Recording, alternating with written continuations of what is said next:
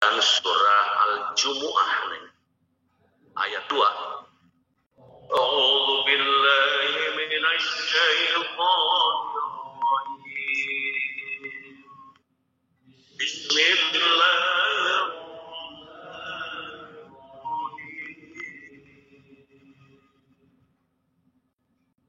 Walladzi ba'atsa fil ummiyina rasulan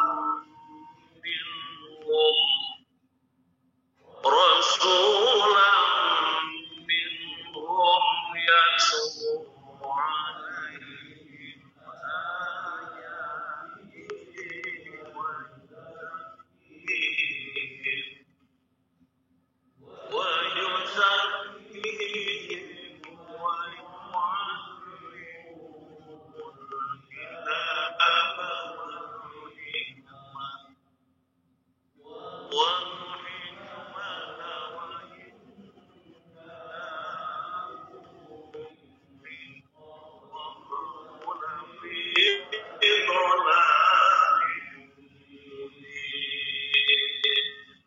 Terus, nah ini ayat yang kita baca.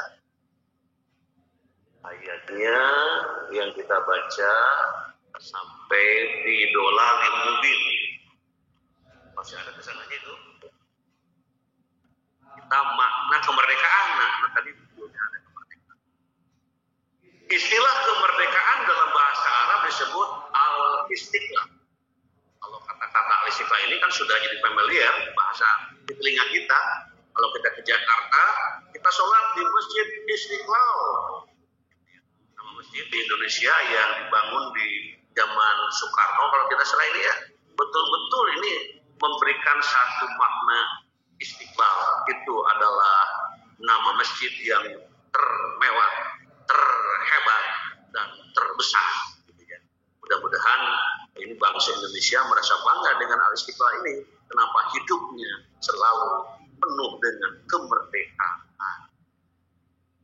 Hari kemerdekaan disebut Id Al-Istiqlal, Idul Istiqlal. Hari kemerdekaan. Hal ini merupakan bentuk penafsiran dari penjelasan yang artinya di situ bebas dan lepas dari segala bentuk ikatan dan penguasaan pihak lain. Ini makna kemerdekaan. Jadi bebas, ya, lepas dari segala bentuk ikatan dan penguasaan pihak lain. Jadi betul-betul kita mandiri, betul-betul kita nyaman, betul-betul kita nikmat. Jadi betul-betul dirasakan. Dengan kata lain, kemerdekaan adalah bebas dari segala bentuk penindasan bangsa lain. Kata lain untuk makna ini adalah al-hurriyah. Kata ini biasa diterjemahkan sebagai kebebasan. Dari kata ini terbentuk kata at-tahrir yang berarti pembebasan. Nah, ini makna kemerdekaan. Jadi betul-betul merdeka. Terus selanjutnya hadirin jamaah yang berbahagia, setelah kita memahami makna kemerdekaan, sekarang kita lihat kemerdekaan dalam Al-Quran. Yang pertama, makna kemerdekaan dapat diambil dari kisah Nabi Ibrahim alaihissalam ketika ia membebaskan dirinya dari orientasi asasi yang keliru dalam kehidupan manusia. Dalam Quran surat Al-An'am ayat 77-8 dikisahkan perjalanan spiritual Nabi Ibrahim dalam mencari Tuhan. Jadi di sini tentang makna kemerdekaan yang diambil dari kisah Nabi Ibrahim alaihissalam ketika ia membebaskan dirinya dari orientasi asasi yang keliru dalam kehidupan manusia. Diungkapkan, dikisahkan perjalanan spiritual Nabiullah Ibrahim dalam mencari Tuhan. Allah Subhanahu wa taala berfirman, kemudian tatkala dia melihat bulan terbit, dia berkata, inilah Tuhan. Tetapi setelah bulan itu terbenam, berkata, sesungguhnya jika Tuhanku tidak memberi petunjuk kepadaku, pastilah aku termasuk orang yang sesat. Kemudian tatkala ia melihat matahari, ia berkata, inilah Tuhanku, ini yang lebih besar dari bulan. Maka tatkala matahari itu terbenam, dia berkata, hei kaumku, sesungguhnya aku berlepas diri dari apa yang kamu persekutukan. Ini kemerdekaan dalam Al-Quranul Karim. Hadirin jemaah yang berbahagia, setelah kita berbicara kemerdekaan, yang kedua, makna kemerdekaan juga dapat dipetik dari kisah Nabi Musa, kan Nabi Ibrahim, Nabi Musa alaihissalam, ketika membebaskan bangsanya dari penindasan Firaun. Di mana Firaun? Firaun di mana? Di Mesir ya. Yang pernah ke Mesir mungkin akan terbayang bagaimana itu museum yang terbesar yang di dalamnya ada mumi-mumi di situ. Terbayangkan bagaimana ini perjuangan Nabi Musa alaihissalam ketika membebaskan bangsanya dari penindasan Firaun. Rejim Firaun merupakan representasi komunitas yang menyombongkan diri dan keangkuhan berkuasa di muka bumi. Nah ini jadi rejim Firaun ya, merupakan representasi komunitas yang menyombongkan diri dan keangkuhan berkuasa di muka bumi. Keangkuhan rejim penguasa ini membuat mereka tak segan membunuh dan memperbudak kaum laki-laki dan menistakan kaum perempuan.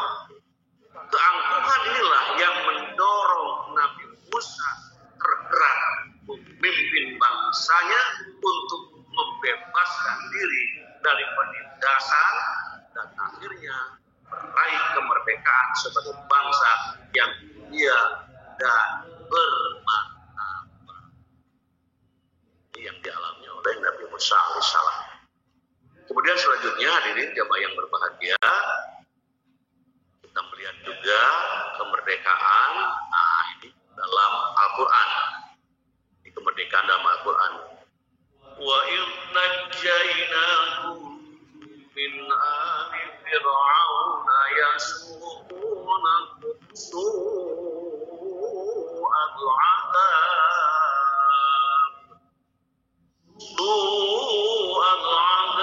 yuzabbihuna abna'akum wa yastahiyuna nisa'akum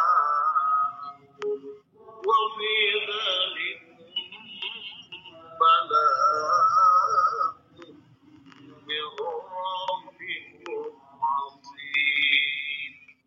Nah ini ayat yang kita baca. Mari kita baca bareng-bareng supaya mendapatkan berkah. Mari bersama-sama. Wa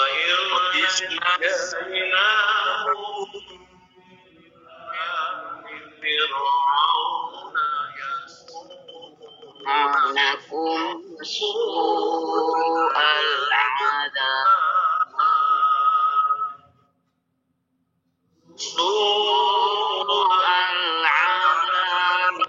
yuzabbihuna abna'akum wa yastahiyuna nisa'akum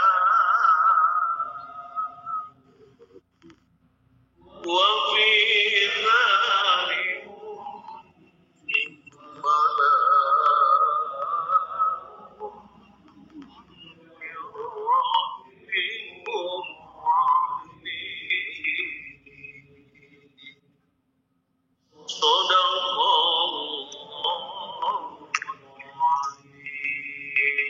Alhamdulillah, mudah-mudahan tambah berkah hidup kita beserta keluarga semua kaum muslimin wal muslimat dengan membaca ayat. Dan ingatlah ketika kami selamatkan kalian dari Firaun dan pengikut-pengikutnya, mereka menimpakan kepada kalian siksaan yang seberat-beratnya. Mereka menyembelih anak kalian yang laki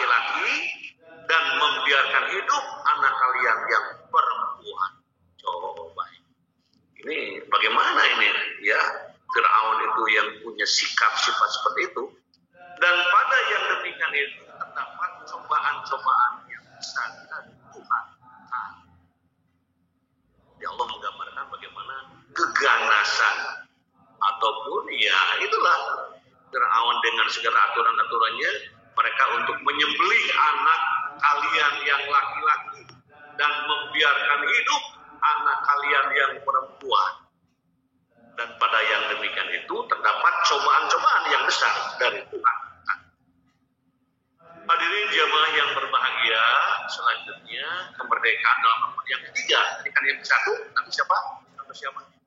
Nabi Ibrahim. Yang kedua, Nabi Musa alaihissalam. Masalah yang ketiga, kisah sukses Nabi Muhammad SAW dalam mengemban misi profetnya di muka bumi, menjadi sumber ilham yang tak pernah habis bagi bangsa Indonesia untuk memaknai kemerdekaan secara lebih holistik dan integral. Dari sosok seorang Nabiullah Muhammad SAW. Pada hari ini orang-orang kafir telah putus asa untuk mengalahkan agamamu. Oleh sebab itu, janganlah kamu takut kepada mereka, tetapi takutlah kepadaku. Pada hari ini telah aku sempurnakan agamamu untukmu, telah aku cukupkan nikmatku bagimu, dan telah aku ridhoi Islam sebagai agamamu. Maka siapa yang terpaksa karena lapar, bukan karena ingin berbuat dosa, sesungguhnya Allah Maha Pengampun lagi Maha Penyayang. Ini ayat yang kita baca dalam surat Al-Maidah, dan biasanya suka dikuatkan dengan supaya kuat di dalam ngagem atau mengakui ya. Ada kalimat yang bagus, raditu billahi robba wa bil islami dina wa bi Muhammadin sallallahu alaihi wasallam nabiyya, harus menguatkan jiwa kita, pikiran, perasaan kita dalam meridhoi apa yang diungkapkan dalam lantunan doa tadi. Hadirin jamaah yang berbahagia, setelah ini kita melihat 3 bentuk penjajahan. Yang pertama, disorientasi hidup. Jadi disorientasi hidup diekspresikan dalam penyembahan patung oleh masyarakat Arab Quraisy. Rasulullah SAW berjuang keras mengajarkan kepada umat manusia untuk menyembah Allah yang Maha Esa dan meninggalkan Tuhan-Tuhan yang menurunkan harkat dan derajat manusia. Ini di sini ya, bagaimana itu ya dengan segala perjuangan Rasul. Allah berfirman, dialah yang mengutus seorang Rasul kepada kaum yang buta huruf dari kalangan mereka sendiri, yang membacakan kepada mereka ayat-ayatnya, menyucikan jiwa mereka, dan mengajarkan kepada mereka kitab dan hikmah, sunnah, meskipun sebelumnya mereka benar-benar dalam kesesatan yang nyata. Itu adalah disorientasi hidup. Kemudian yang selanjutnya kita juga membahas tentang penindasan ekonomi sekarang. Penindasan ekonomi itu dilukiskan Al-Quran sebagai sesuatu yang membuat kekayaan hanya berputar pada kelompok-kelompok tertentu saja. Yang benghar terus tambah benghar, gitu ya. Yang tidak benghar ira-arek benghar, gitu ya. Nah di sini penindasan ekonomi itu diungkapkan dalam Al-Quran sebagai sesuatu yang membuat kekayaan hanya berputar pada kelompok-kelompok tertentu saja. Allah berfirman, harta rampasan dari mereka yang diberikan Allah kepada Rasulnya yang berasal dari penduduk beberapa negeri adalah untuk Allah, Rasul, kerabat, anak-anak yatim, orang-orang miskin, dan untuk orang-orang yang dalam perjalanan, agar harta itu jangan hanya beredar di antara orang-orang kaya saja, di antara kamu. Apa yang diberikan Rasul kepadamu, maka terimalah. Dan apa yang dilarangnya bagimu, maka tinggalkanlah. Dan bertakwalah kepada Allah, sungguh Allah sangat keras hukum.